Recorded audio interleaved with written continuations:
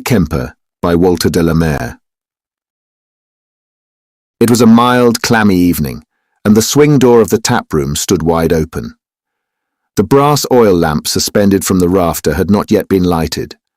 A small, misty drizzle was drifting between the lime-washed walls and the overarching trees on the farther side of the lane, and from my stool at the counter I could meet, as often as I felt inclined, the wild white eye of the blue boar, which flared in at the window from the hanging sign.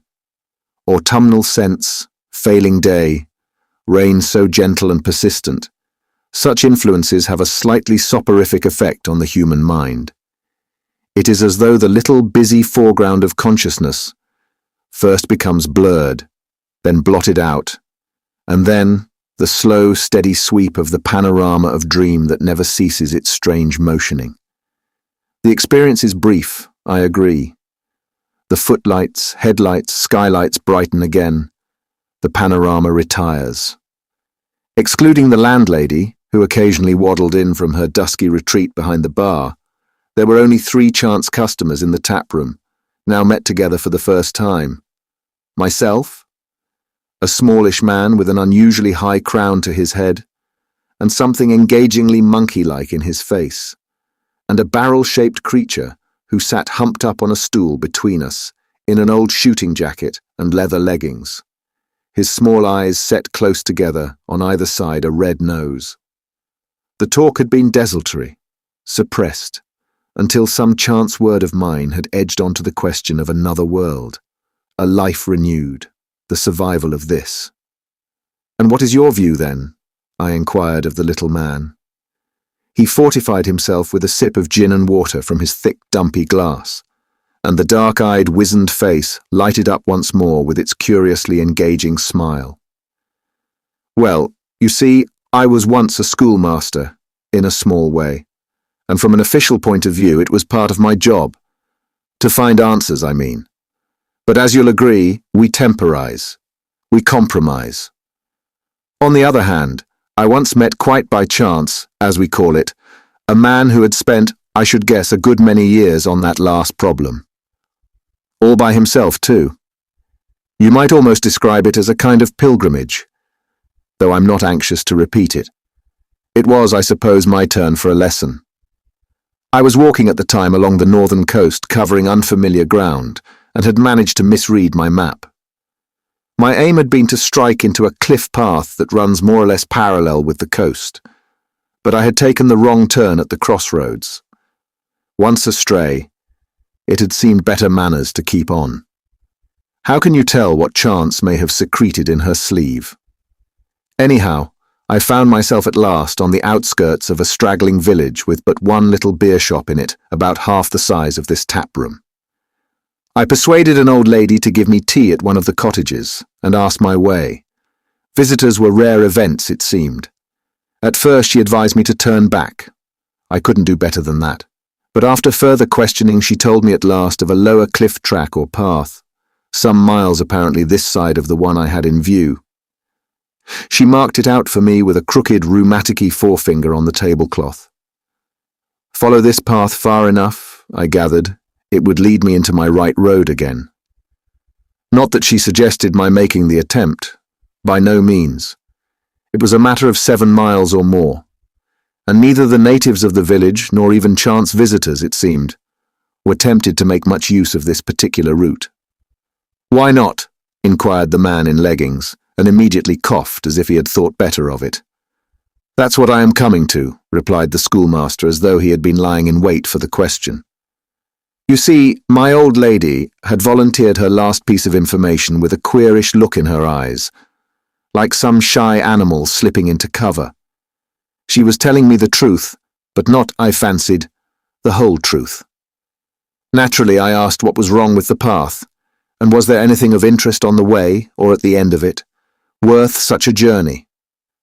Once more she took a long, slow look at me, as if my catechism were rather more pressing than the occasion warranted. There was a something marked on the map she had been given to understand. Just an old ancient building. Like. Sure enough there was, I found. "And what is that other building nearby?" said I. The rectory. Oh, that, sir, that's not nearly so old, sir, you will understand. She had another long, queer look at me.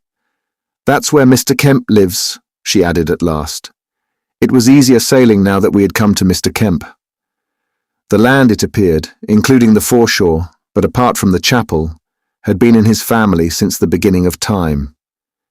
Mr. Kempe himself had formerly been in the church, conformist or otherwise, had been something of a traveller, but had returned home with an invalid wife many years before.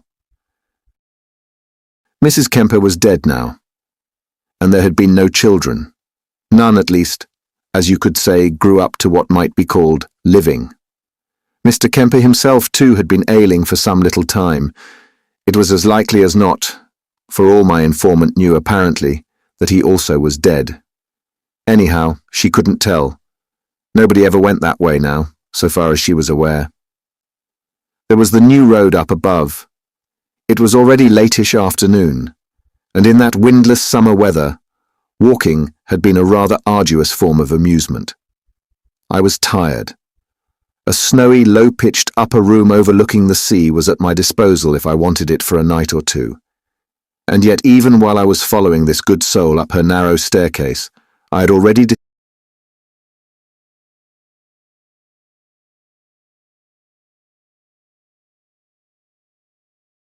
decided to push on in the direction of Mr. Kempe. If need be, I would come back that evening. The contours, I had noticed, on the map were unusual, and Mr. Kempe was not less likely to be interesting company because he was a recluse. I put down 5 shillings on account for my room, and the kindly old creature laid them aside in an ornament on her mantelpiece. There they lie still for all I know. I have never reclaimed them. "And did you find Mr. Kempe?" I inquired. The schoolmaster smiled, looking more like a philanthropic monkey than ever. I set out at once, watched until out of sight by the old lady from her porch. There was no mistaking the path, even though it led off over a stile through a patch of stinging nettles and then past a boggy goose pond.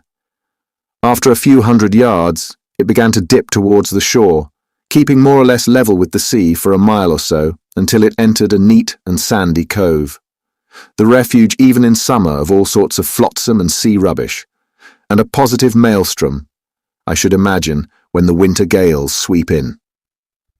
Towards the neck of this cove, the wheel marks in the thin turf faded out, and the path meandered on for a while beside a brook and under some fine ash trees, then turned abruptly to the right and almost due north. The bleached bows of a derelict boat set up on end and full of stone, the Orion, was my last touch with civilization. It was a quiet evening. The leaves and grasses shone green and motionless, the flowers standing erect on their stalks under the blue sky, as if carved out of wax. The air was uncommonly sweet, with its tang of the sea. Taking things easy like this, it was well worthwhile being alive. I sat down and rested, chewing a grass stalk and watching the friendly lapping sea. Then up and on. After about an hour's steady walking, the path began once more to ascend. Dense neglected woods rose on either side of me, and though wherever the sun could pierce in, there were coverts in plenty, hardly a cry of insect or bird stirred the air. To all intents, I might have been exploring virgin country. Now and again, indeed, the fallen bole of a tree or matted clumps of bramble, bryony and traveller's joy, compelled me to make a widdish detour.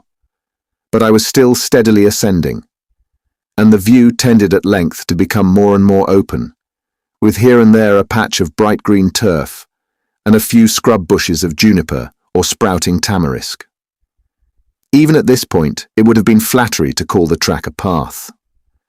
The steeper its incline, the more stony and precarious became one's footing, and then at last I rounded the first of a series of bluffs or headlands, commanding a spectacular view of the sea and of the coast behind me, though nothing of what lay in front.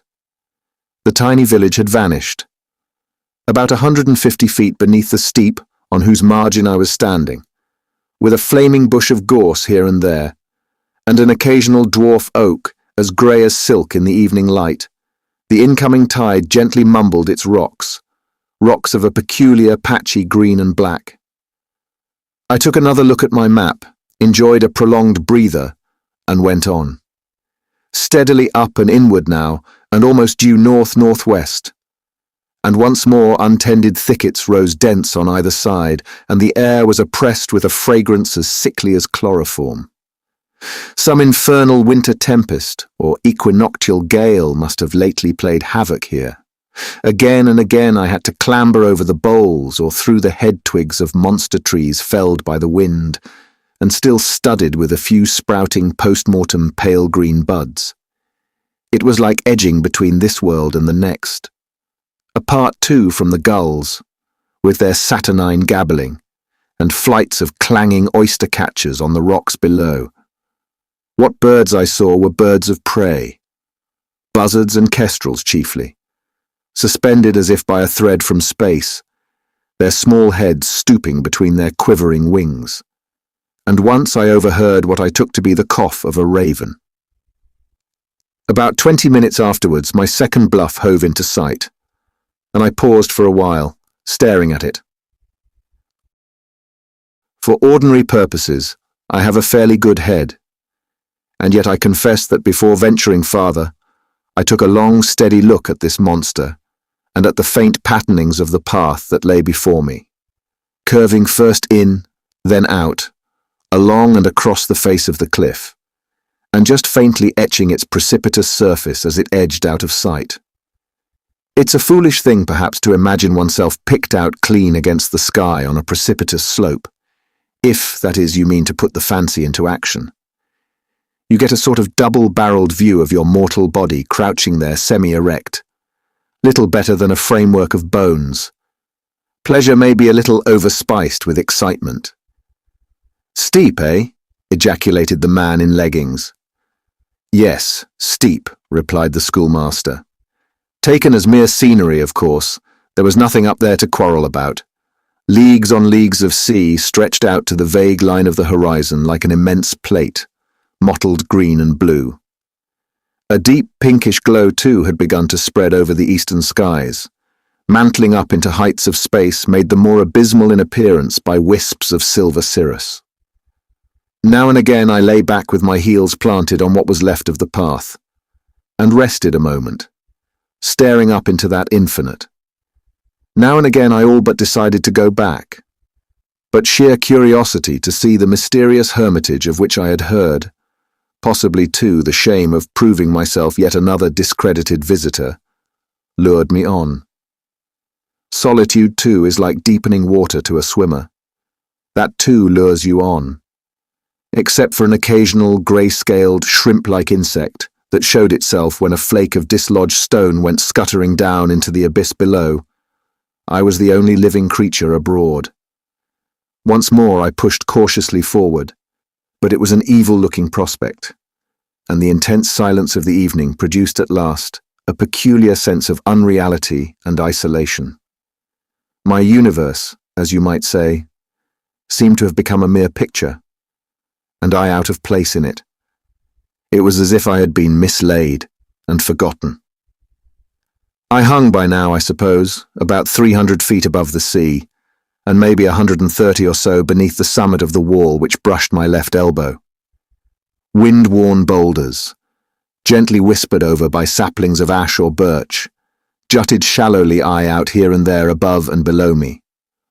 But the third prodigious bluff towards which I presently found myself slowly, almost mechanically advancing, projected into space at a knife-like angle, cut sharp in gigantic profile against the northern skies. I watched it a while, half covertly, I remember, and as if pretending not to be aware of it and whistling a little under my breath, one of those queer devices of self with self. But my lips were dry, and breath or courage failed me.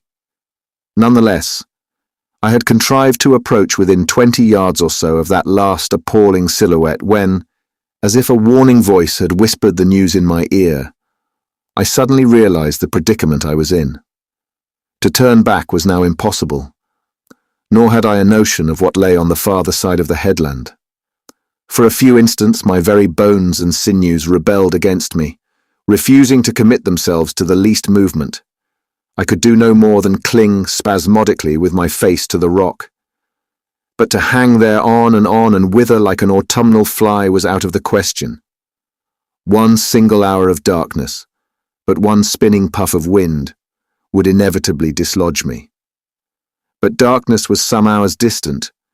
The evening was of a dead calm, and I thanked my stars there was no sun to roast and confuse me with his blaze and heat. I thanked my stars. But where would my carcass be when those stars began to show themselves in the coming night? All this swept through my mind in an instant. Complete self-possession was the one thing needful. I realized that too. And then a frightful cold came over me. Sweat began to pour off my body. The very soul within me became sick with fear. I say soul, I mean, because this renewed nausea was something worse than physical. I was a younger man then, and could still in the long run rely on nerve and muscle. But fear turns one's blood to water, that terror of the spirit, and not merely of the mind or instinct. It bides its moment until the natural edges off into the unknown. And what now swathed me in like a breath of poison, as with face, palms, knees and belly pressed close against the rock, I began once more working softly on from inch-wide ledge and inch-deep hold, my tongue like tinder, my eyes seeming to magnify every glittering atom they tried to focus, was the consciousness of some power or influence beyond nature's. It was not so much of death, and I actually with my own eyes saw my body inertly hurtling to its doom beneath, that I was afraid. What terrified me beyond words to express was some positive presence here, in a more desperate condition even than I. The path was haunted. When you come to such a pass as this, you lose count of time. I had become an automaton, little better than a beetle obeying the secret dictates of what I believe they call the life urge. And how precisely I contrived to face and to circumnavigate that last bit of precipice, I can't recall. But this once done, in a few minutes I was in comparative safety. I found myself sluggishly creeping again along a path which had presently widened enough to allow me to turn my face outwards from the rock, and even to rest. And even though the precipice beneath was hardly less abrupt and enormous, and the cliff face above actually overhung my niche, for the time being I was out of physical danger. I was, as they say, my own man again, had come back. It was high time. My skull seemed to have turned to ice. I was wet through. My fingernails were split. My hands and wristbands were soaked with blood, and my clot lies would have disgraced a tramp. But all trace of fear had left me, and what now swept my very wits away in this almost unendurable reaction was the sheer beauty of the scene that hung before my eyes. Half reclining, not daring yet to stir, my outstretched hands clasping two nubs of rock, just gently moving my eyeballs to and fro, I sat there and feasted on the amazing panorama spread out before me, realizing none the less that I was in the presence of something, how can I express it? Of something a little different from stranger and less human than, well, our old and dubious friend, nature. Nature. The whole face of this precipice was alight with colour, dazzling green and orange, drifts of snow and purple, campion, sea pink, mayweed, samphire, chamomile, lichen, stonecrop, and fleshy and aromatic plants too, that I knew not even the names of, sweeping down drift beyond drift, into a narrow, rock-bound, tranquil bay of the darkest emerald and azure, and then sweeping up once more drift beyond drift into the vault of the sky, its blue fretted over as if by some master architect with silvery interlacings, a scattered feather-like fleece of vapour. The steady cry too, possibly amplified by an echo, of the incoming tide reached me here once more, a whisper and yet not toneless, and on into the distance swept the gigantic coastline, crowned summit to base with its emerald springtide woods. Still slightly intoxicated as I was by the terror and danger in which I had been, and which were now for the moment past and gone, I gave myself ample opportunity to rest and to drink in this prodigious spectacle. And still the odd conviction persisted. Though safe, I was not yet secure. It was as if I were still facing some peril of the mind, and absurd and irrational though it may sound, there was a vague and disquieting hint within me of disappointment, as if I had lost without realizing it some peculiar opportunity. And yet, all this medley of hints and intentions was wholly subsidiary to the consciousness that from some one point in all this vacancy around me, a steady, devouring gaze was fixed on me, that I was being watched. Once more our hard-headed friend fidgeted uneasily on his stool. "It sounds absurd, I agree," the schoolmaster caught him up. "Simply because apart from the seabirds and the clouds, I had been and was still the only moving object within view. The sudden apparition of me crawling around that huge nose of rock must have been as conspicuous as it was absurd.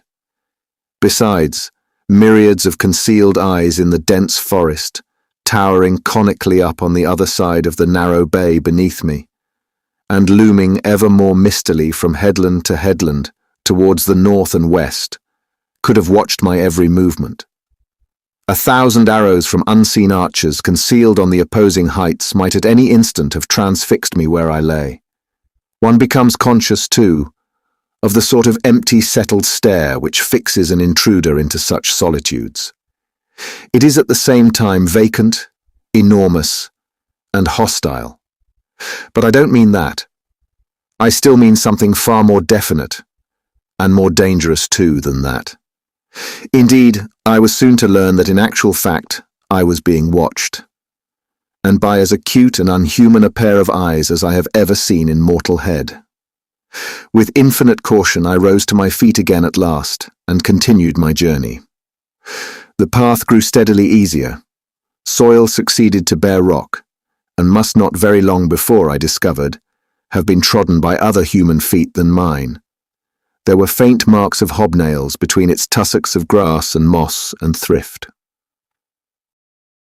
It presently descended a little, and then, in a while, from out of the glare of evening, I found myself entering a broader and heavily shaded track, leading straight onwards and tunnelling inland into the woods. It was to my amazement close on 8 o'clock, too late to dream of turning back, even if I could have persuaded myself to face again the experience of the last half hour. Yet, whatever curiosity might say for itself, I felt a peculiar disinclination to forge ahead. The bait had ceased to be enticing. I paused once more under the dismal funnel of greenery in which I found myself, staring at the face of my watch, and then had another look at the map. A minute or two's scrutiny assured me that straight ahead was my only possible course. And why not? There was company ahead. In this damp soil, the impressions of the hobnailed shoes showed more clearly.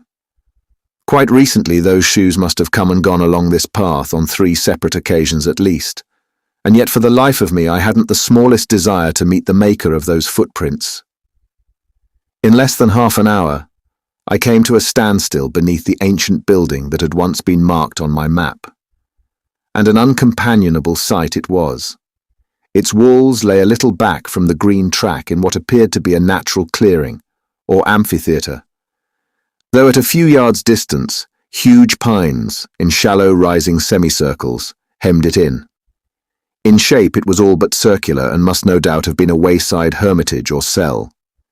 It was of stone and was surmounted by a conical roof of thick and heavy slabs, at the south side of which rose a minute bell-cote, and towards the east a stunted stone cross, with one of its arms broken away.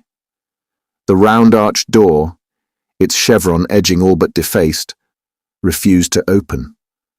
Nothing was to be seen in the gloaming beyond its gaping keyhole. There was but one narrow slit of window, and this was beyond my reach. I could not even guess the age of this forbidding yet beautiful thing, and the gentleman, as I found afterward, who compiled the local guidebook, had omitted to mention it altogether. Here and there in its fabric decay had begun to show itself, but clumsy efforts had been made at repair. In that deep, dark, verdurous silence, unbroken even by drone or twitter, the effect of these walls in their cold, minute simplicity was peculiarly impressive. They seemed to strike a solemn chill into the air around them, those rain-stained, senseless stones, and what looked like a kind of derelict burial ground to the south side of it only intensified its sinister aspect. No place surely for when the slow, dark hours begin. The graves were very few in number, and only one name was decipherable on any of the uncouth and half-buried headstones. Two were mere mounds in the nibbled turf. I had drawn back to survey once more from this new aspect the walls beyond, when, from one instant to the next, so to speak, I became aware of the presence of Mr. Kempe. He was standing a few paces distant, his gaze in my direction, as unexpected an apparition as that of the ghost in Macbeth. Not even a robin could have appeared with less disturbance of its surroundings. Not a twig had snapped, not a leaf had rustled. He looked to be a man of about 60 or more, in his old greenish-black half-clerical garb, his trousers lapping concertina-like over immense, ungainly boots. An antiquated black straw hat was on his head. From beneath it, grey hair flowed out a little on either side, the long, colourless face with its straggling beard. His eyes were clear as water, the lids unusually wide apart, and they had the peculiarity, perceptible even at this distance, of not appearing to focus what their attention was fixed upon. That attention was fixed upon me as a matter of fact, and, standing as I was, with head turned in his direction, we so remained, closely regarding each other like two strange animals, for what seemed to be a matter of hours, rather than of moments. It was I who broke the silence with some affectedly casual remark about the weather, and the interestingness of the relic that stood, something like a huge mushroom of stone, nearby. The voice that sounded in answer was even more astonishing than Mr. Kempe himself. It seemed to proceed from a throat rusty from want of use, and carried a kind of vibrant glassy note in it, like the clash of fine glass slightly cracked. At first I could not understand what he said. The sound of it reminds me now of Alexander Selkirk when his rescuers found him in Juan Fernandez. They said he spoke his words by halves, you'll remember. So did Mr. Kempe. They sounded like relics of a tongue as ancient as the unknown saint's chapel beside which we had met. Still, I was myself as nervous as a cat. With all his oddities, those wide, colourless eyes, those gestures, that over-loud voice, there was nothing hostile, nothing even discourteous in his manner, and he did not appear to be warning me off as a trespasser. Indeed, the finger wagging at me in the air was clearly beckoning me on. Not that I had any keen inclination to follow. I preferred to go on watching him, and attempted to mark time by once more referring to the age and architecture of the chapel. Asked him at last point blank if it was now too late to beg the courtesy of a glimpse inside. The evening light momentarily brightened above the dark, spreading tops of the pines, and struck down full on this queer shape with its engrossed yet vacant face. His eyes never faltered, their pinprick pupils fixed in their almost hueless irises. Reflected thus, I seemed to be an object of an extremely limited significance, a mere speck floating in their intense inane. The eyes of the larger cats and the hawk tribe have a similar effect, and yet one could hardly assert that their prey has no significance for them. He made no attempt to answer my questions, but appeared to be inquiring, in turn, how I had contrived to invade his solitude, what I wanted, in short. I was convinced nonetheless that he was deceiving me. He knew well how I had come, though of course meeting as we had, only one way had been possible, that from the sea. It might be impolitic to press the matter. I merely suggested that my journey had not been roses all the way, that I must get back to the world above before nightfall, and once more gave him to understand my innocent purpose, the desire to examine this curious relic. His gaze wandered off to the stone hermitage, returned, and then, as if in stealth, rested an instant intently on my hands. Otherwise, he remained perfectly motionless, his long, knotted fingers hanging down out of the sleeves of a jacket too short for his gaunt body, and those ineffable, clumsy, rusty boots. The air in this green niche of the bay was stagnant with the scent of foliage and flowers, and so magically dark and clear it was as though you were in the presence of a dream. Of a dreamer indeed, responsible not only for its beauty, but also for its menacing influence on the mind. All this, however, only convinced me the more of the necessity to keep my attention steadily fixed on the figure beside me. There was a something, an influence, about him difficult to describe. It was as if he himself was a long way off from his body, though that's pure nonsense, of course. As the phrase goes, he was not all there. Once more his eyes met mine, and the next thing that occurred to me was that I had never seen a human countenance which betrayed so desperate a hunger. But for what? It was impossible to tell. He was pressing me to follow him. I caught the word key, and he at once led the way. With a prolonged, reluctant look behind me, that antiquated cell of stone, those gigantic pines, the few sinking mounds clad in their fresh green turf, I turned in my tracks, and the glance he cast at me over his shoulder was intended, I gathered, as a smile of encouragement. The straggling gabled house to which he conducted me, with its low tower and smokeless chimneys now touched with the last cold red of sunset, was almost more windows than wall. The dark glass of their casements showed like water in its discoloured sides. Beyond it, the ravine ascended ever more narrowly, and the house rested there in this green gap like some mummy long since deserted by its ghost. We crossed a cobbled courtyard, and Mr. Kempe preceded me up a wooden flight of stairs into a low-ceiled room with one all but ivy-blinded window, and oddly enough, a stone floor. Except for the space where hung the faded portrait of what appeared to be a youngish woman, her hair dressed in ringlets. Bookshelves covered the walls. Books lay hugger-mugger everywhere indeed, on the table, on the chairs, on the floor, and even piled into the chimney of the rusty grate. The place was fusty with their leather bindings, and with damp. They had evidently been both well used and neglected. There was little opportunity to get the general range of their titles, though a complete row of them, I noticed, were in Latin, because some vague intuition compelled me to keep my attention fixed upon my host. He had motioned me to a chair, and had seated himself on another that was already topped with 2 or 3 folios. It must have been, even at midday, an obscure room, and owing to its situation, it was a dark house. The door, having admitted us, stood open. Beyond it yawned the silent staircase. At this, the schoolmaster paused. The landlady of the Blue Boar had once more emerged, and like one man, we shamefacedly pushed our 3 glasses across the counter. "And what happened then?" I inquired. At this, the man in leggings slightly turned his tortoise-like head in my direction, as if its usual resort was beneath a shell. The schoolmaster watched the shape of the landlady till it had vanished into the dusk beyond. "Mr. Kempe began talking to me," he said, rapidly and almost incoherently at first, but gradually slowing down till I could understand more or less what he was saying.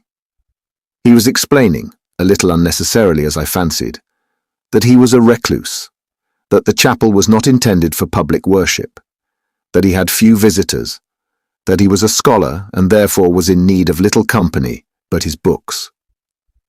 He swept his long arm towards these companions of his leisure. The little light that silted through the window struck down across his tousled head, just touching his brow and cheekbones as he talked, and then, In the midst of this harangue, he suddenly came to an end and asked me if I had been sent there. I assured him that I had come of my own free will, and would he oblige me before we returned to the chapel with a glass of water. He hesitated. "Water?" he repeated.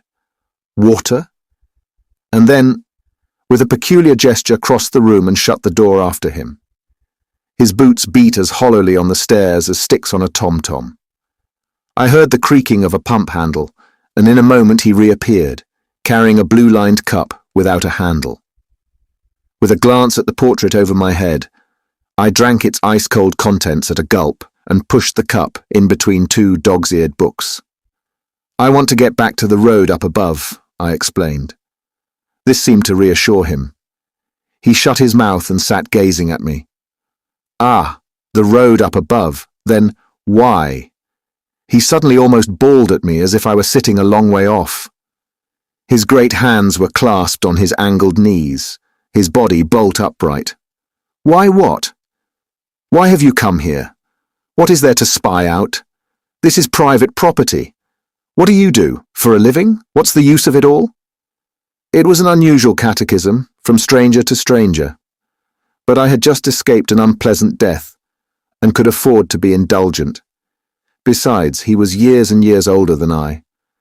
I told him that I was a schoolmaster, on vacation, not thinking it necessary to add that, owing to a small legacy, I was out of a job at the time. I said I was enjoying myself. "Enjoying yourself? And you teach?" he cried with a snap of his jaw. "And what do you teach? Silly, suffocating lies, I suppose, or facts, as you prefer to call them." He drew his hand down his long, colourless face, and I stole a glance towards the door. "If human beings are mere machines, well and good," he went on. "But supposing, my young friend, they are not mere machines. Supposing they have souls in their bodies, what then? Supposing you have a soul in your body, what then? Aye, and the proof, the proof." The schoolmaster's face puckered up once more into a genial smile. "I won't attempt," he went on, "to repeat word for word the talk I had that evening. I can give only the gist of it, but it had stumbled pretty abruptly, you'll notice, on Mr. Kempe's King Charles's head. And he presented me with it on a charger. He was possessed, I gathered, by one single aim, thought, and desire. All these years of his retirement had apparently been spent in this one quest. Certain doubts in my mind sprang up a little later in the evening, but it was clear from the beginning that in pursuit of it he had spared neither himself nor the wife that was gone. It was no less clear that he was entirely incapable of what better brains, no doubt, would have considered a scientific treatment of his theme. He thrust into my hand a few chapters of a foolscap manuscript that lay on the table, a fly-blown, murky pile of paper at least 18 inches high. Never have I seen anything to which the term reading matter seemed more appropriate. The ink was faded on the top page and stained as if with tea. This work was entitled briefly, "The Soul," though the subtitle that followed it would not have disgraced the author of the anatomy. I could follow no more than a line or two at a time of the crazy handwriting. The pages were heavily interscored, annotated and revised, not only in pencil, but in violet and red ink. A good part of it appeared to be in Latin and Hebrew and other inactive tongues. But turning them over at haphazard, I caught such page headings as contemplation, dreams, flagellation, cadaver, infancy.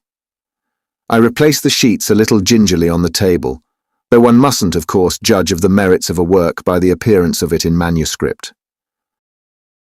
The desolation of its author's looks and his abruptness of manner thinned away a while as he warmed to his subject.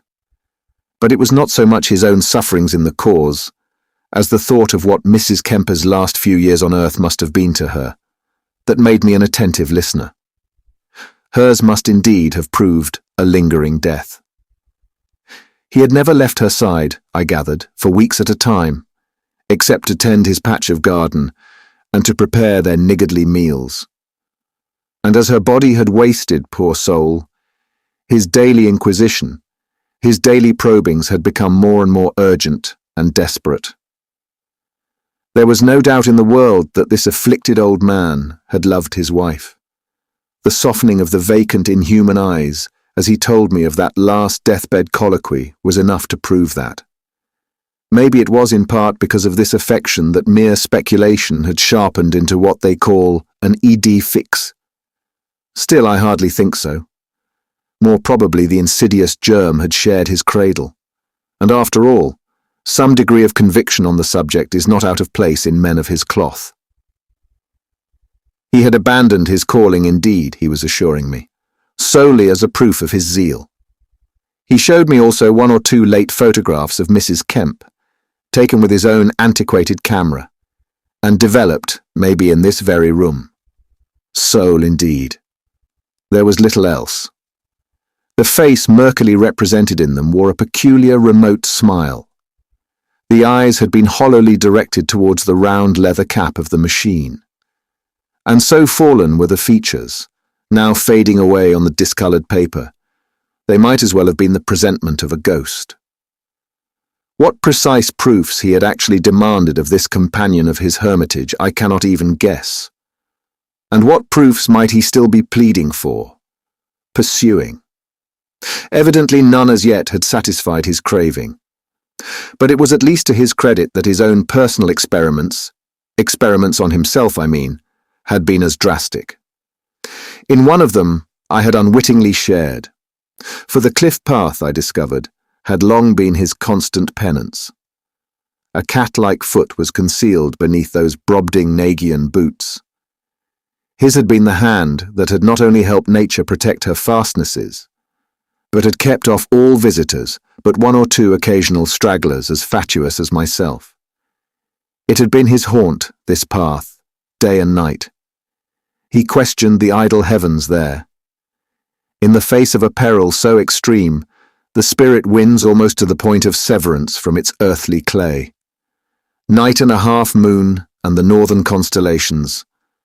I could at least in fancy share his vigils there.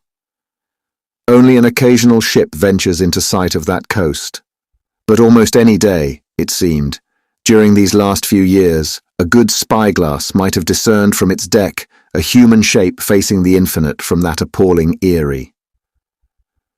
Both delusions and illusions, too, are rapid breeders.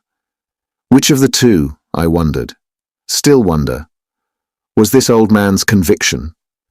The conviction, I mean, that one is likely to be more conscious of the spirit within when the body is suspended, as it were, from the lintel of death's door. The dreams that may come in such circumstances every true blue psychologist no doubt would merely pooh-pooh.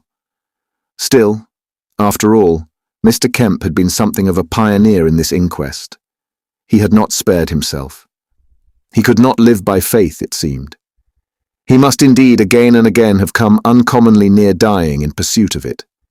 He had fasted, moreover, and was now little more than a mere frame of bones within his outlandish clothes.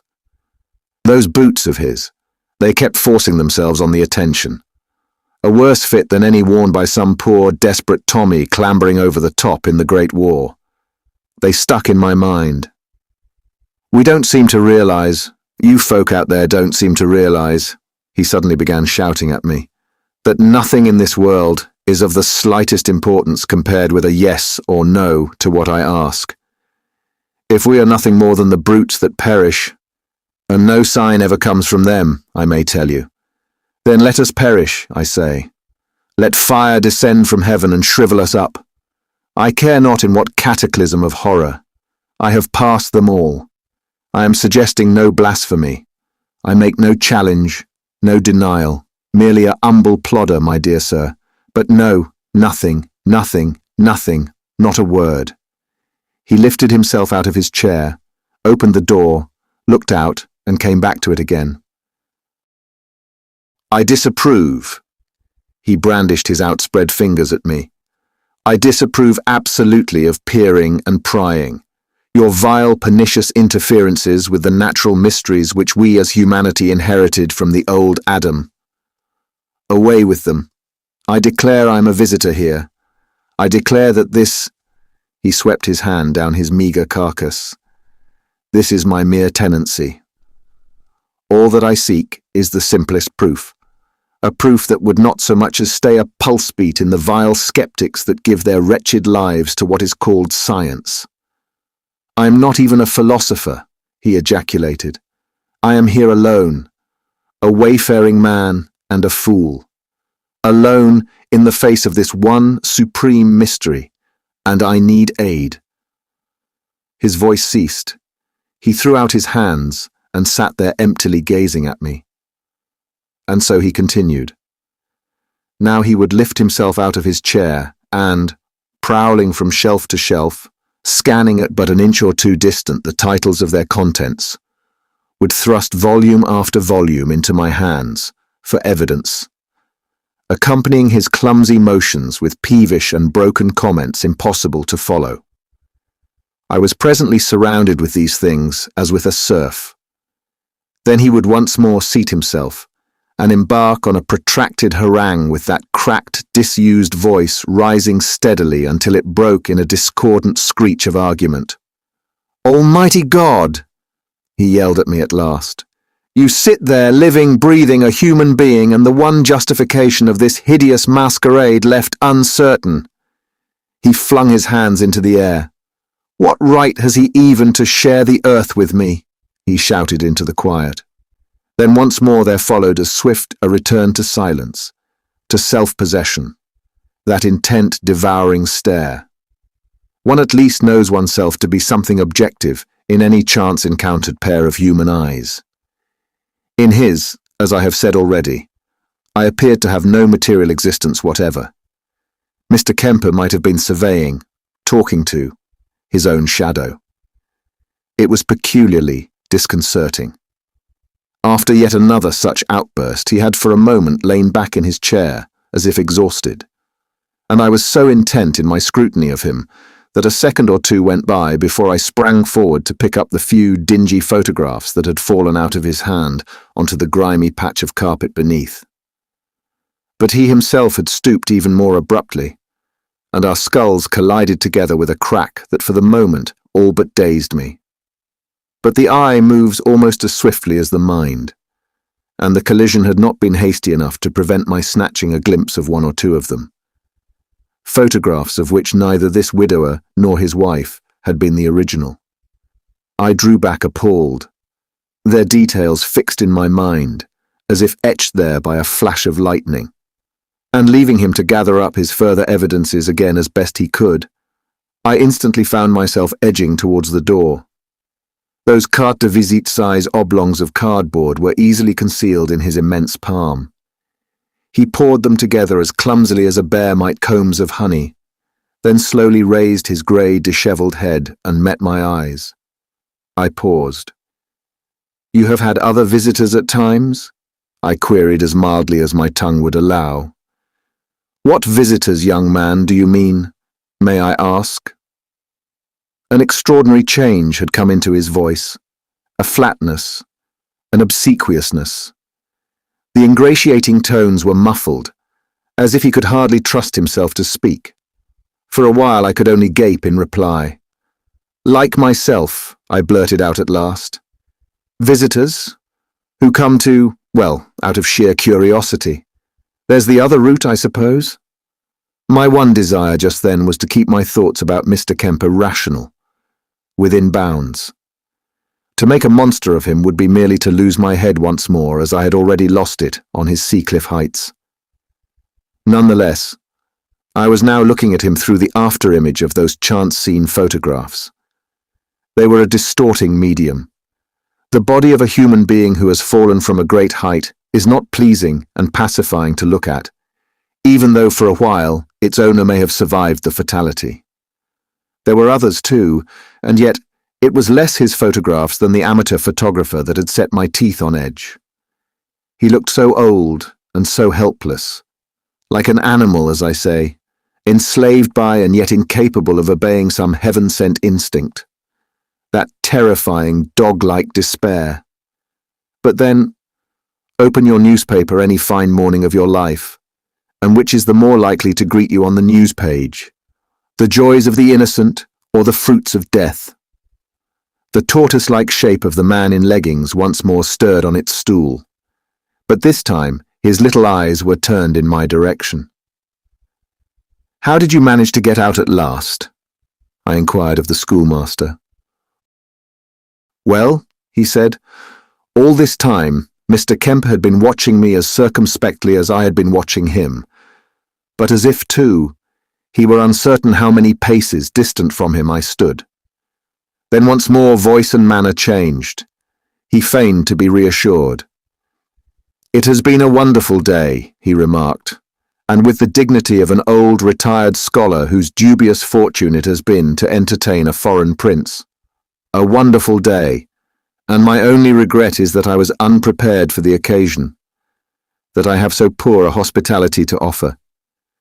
You must have had an exceedingly painful experience this afternoon. Why, my dear sir, in the absence of mind that comes over me once I embark on this hobby of mine, I haven't even asked you to wash your hands.' Almost involuntarily, I glanced down at them. They needed the invitation. But I must confess I preferred this old minister when he was not talking to me as if I were some imbecile child in a Sunday school. Besides, I knew perfectly well that, whether from that tumbling watchtower of his, or from some hiding place in the woods, there had been one intent yet utterly passive witness of that experience. 'If you will await me here a moment,' he added, and his utterance began to thicken again, 'I will get the key to the chapel.' A remarkable, even unique example of its order. There was a well, too, in former times, and even archaeologists have failed to agree about its date. They used to come, and would argue too. Why, I can prove it is at least not later than the 11th century. And the interview, but dear me, it will soon be dark, and no, you mustn't think of leaving the house tonight. I need company. I need it." He poked forward at me again, while yet furtively and rapidly edging towards the door. With a peculiar disinclination to come into the very slightest contact with his person, I had to dodge out of his way to allow him to pass, and attempted to do so without appearing to show like a visitor who has strayed by mischance into the cage of a dangerous animal in some zoological garden. The old grey, tousled head turned not an inch upon its heavy angular shoulders as he passed me, but in the dimming light of the window, I caught a glimpse of the wide, sea-like eyes intently fixed on me, for all the world like lifeless planets in the waste of space. Even a young man may have intimations of the fool he is about to prove himself, intimations, I mean, that come too late. Before the cumbrous door had closed behind him, I was listening for the sound of the key being turned in the lock. I didn't even wait to try the handle, but tiptoed as rapidly as possible over the heaped-up books on the floor towards the window. It was one of dingy oblong panes, and the hasp was broken. The drop beneath its sill, to anyone at least who had reached the house by the less easy of the two roads, was almost as easy as getting into bed. It would land me 15 feet below on a heap of vegetable rubbish. But the hinges of the window had been allowed to rust, and the wood to shrink and swell with the changing seasons. I was conscious of an acute disinclination to cause any noise. So apparently was my host. For not a sound had followed the locking of the door, and unless he had disencumbered his feet of their boots, he was at that moment collecting his wits, immediately outside of it. I tiptoed across once more. "Please don't let me be any trouble," I bawled. "I could come again another time." The next instant, I was back at the window, listening. The answer boomed down at me at last from some room above, but I could distinguish no words, merely a senseless babble. It would be indiscreet, it seemed, to hesitate any longer. I seized a frowsy cushion and with all my force thrust it against the outer frame of the window. It flew open with but one explosive crack. I had prepared for that by trumpeting as loudly as I could into my handkerchief on my nose. Once more I paused. Then after a last hasty glance around that dismal laboratory, Its scattered books, fusty papers, blackened ceiling, broken lamp, and that one half-obliterated portrait of the gentle, apologetic, faded young woman on the wall. I clambered soundlessly onto the sill and dropped. The refuse below was thoroughly rotten. Not a twig snapped. The moment I touched ground, I regretted this ignominious exit. There was I, a young man, 30 to 40 years at least the junior of Mr. Kempe. A young man who, whether or not possessed with a soul, was at least fairly capable in body. Surely, I might have ventured. Life has more riddles than one. But I did not pursue these thoughts far.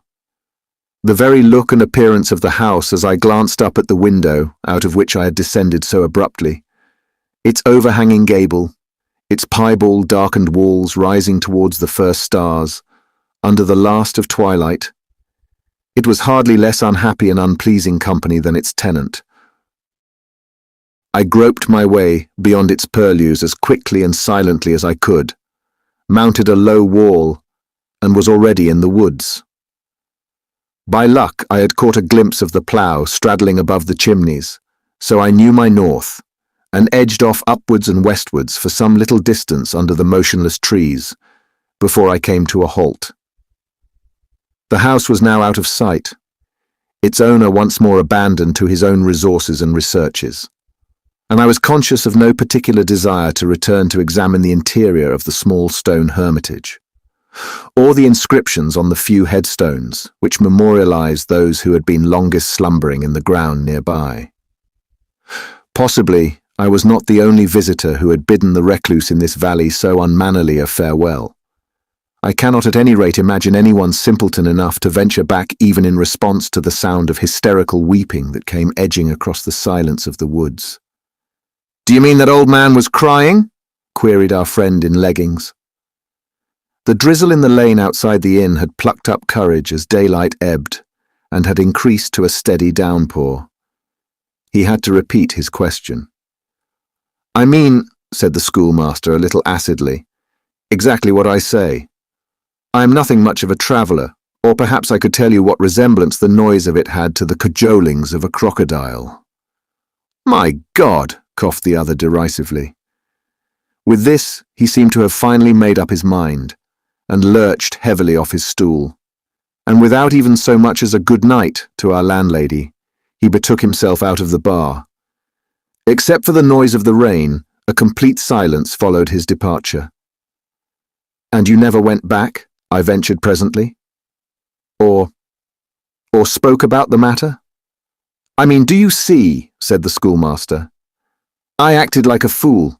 I should have taken Mr. Kempe simply on his face value. There was nothing to complain about. He hadn't invited me to come and see him. And it was hardly his fault, I suppose, if an occasional visitor failed to complete so precarious a journey. I wouldn't go so far as that. He was merely one of those would-be benefactors to the human race who go astray, get lost, ramble on down the wrong turning. Qua pioneer, I ask. He rapped his fingers on the pewter of the counter. Was he exceptional? He was arguing with himself rather than with me. I nodded. But what was your impression? Was he sure, Mr. Kempe? The soul? Yes, I echoed, the soul. But I repeated the term under my breath, for something in the sound of our voices seemed to have attracted the attention of the landlady. And alas, she had decided to light up. The solemnity of man's remotest ancestors lay over the schoolmaster's features. "I can't say," he replied. "I am uncertain even if he was aware how densely populated his valley had appeared to be, to a chance visitor, I mean. What's more, to judge from the tones of his voice, he had scarcely the effect of a single personality. There were at least 3 Mr. Kempes present that evening, and I haven't the faintest wish in the world to meet any one of them again." "And afterwards, was it comparatively easy finding your way onto the New Cliff Road?" "Comparatively," said the schoolmaster, "though it took time. But nights are fairly short in June, even in country as thickly wooded as that." I continued to look at him without speaking. yet another unuttered question on my lips.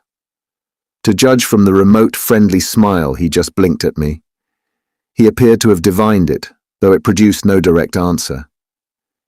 He got down from his stool, looked at his empty glass, and for the first time I noticed he was wearing mittens over his much-veined bluish hands. "It's getting late," he said, with an eye fixed vacantly once more on an automatic machine that stood in the corner of the taproom. There was no denying it, nor that even the musty human blue boar looked more hospitable than the torrential night outside that had with so dense a blanket obscured its punctual stars.